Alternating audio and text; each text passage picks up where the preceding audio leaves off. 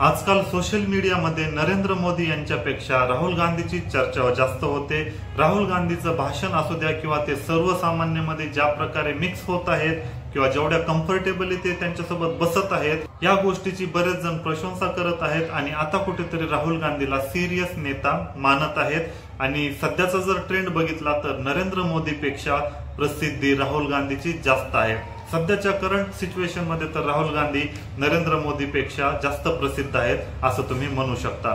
तुम्ही social media कोणतं पण बघा, जर व्ह्यूज काउंट वरून बघितलं तर नरेंद्र मोदी यांच्यापेक्षा राहुल गांधीच्या व्ह्यूज जास्त आहेत किंवा त्यांची जास्त चर्चा होते किंवा त्यांच्या नावानं जास्त हॅशटॅग ट्विटरवर चालत आहेत। आणि अशामध्येच आजकाल त्यांची भाषणं बोलण्याची स्टाईल पूर्णपणे बदललेली आहे।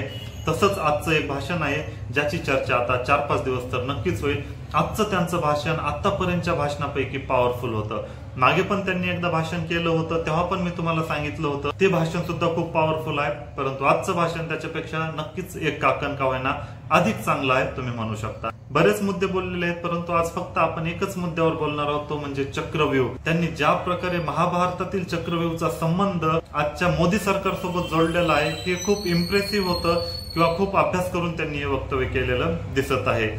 ज्या प्रकारे अभिमन्यूला चक्रव्यूह मध्ये 6 माणसांनी अडकवलं, ते 6 माणसं कोणते? द्रोणाचार्य, कर्ण, कृपाचार्य, शकुनी, कृतवर्मा आणि अश्वत्थामा या 6 माणसांनी ज्या प्रकारे अभिमन्यूला चक्रव्यूह मध्ये अडकवलं, अगदी त्याच प्रकारे भारताच्या जनतेला पण एका चक्रव्यूह मध्ये बीजेपीचं सरकार अडकवत आहे। आणि त्या चक्रव्यूह आहे कमळाच्या आकाराचं आणि ते चक्रव्यूह नरेंद्र मोदी हे आपल्या छातीला लावून फिरत असतात। तर हे सरकार भारताच्या जनतेला चक्रव्यूह मध्ये ढकलत आहे। तर आजच्या काळात हे 6 माणसं कोणते आहेत? तर ते आहेत नरेंद्र मोदी, अमित शहा, अजित डोवाल, मोहन भागवत, अदानी, अंबानी।